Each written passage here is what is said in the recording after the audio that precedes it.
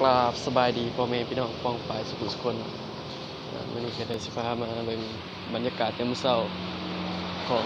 เวียงจันทน์เนาะสีหนาวๆในจักหน่อย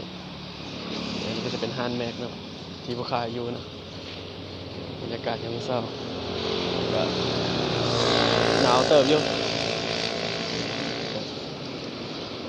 ยังบ่ค่อยมีรถแล่นหลายปานใดเนาะเพราะว่าทางก็เป็นทางสร้างใหม่เนาะทางก็แล้วเนาะประมาณนี้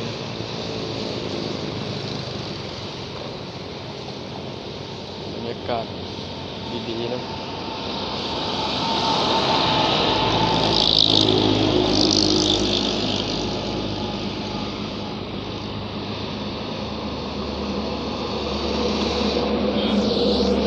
มาหายังจอบสาวเนาะ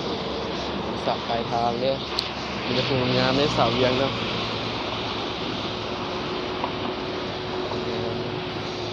บรรยากาศหนาวในจักหน่อยเวียงจันทน์หนาวเติบอยู่ยังมื้อเช้าเนาะสวยๆไปก็ฮ้อนนั่นแหละนี่ก็จะเป็นห้านเนาะห้านเราแม่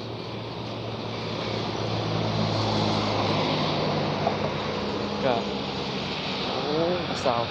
มากับผัวสุดเนาะ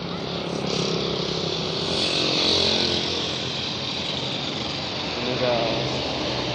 สิเป็นคลิปแรกเนาะของช่องในก็ผู้ใดเข้าเบิ่งก็ฝากกดติดตามเด้อเดี๋ยวสิเฮ็ดคลิปลงเรื่อยๆเนาะเดี๋ยวเอาซัมนี้กันเนาะ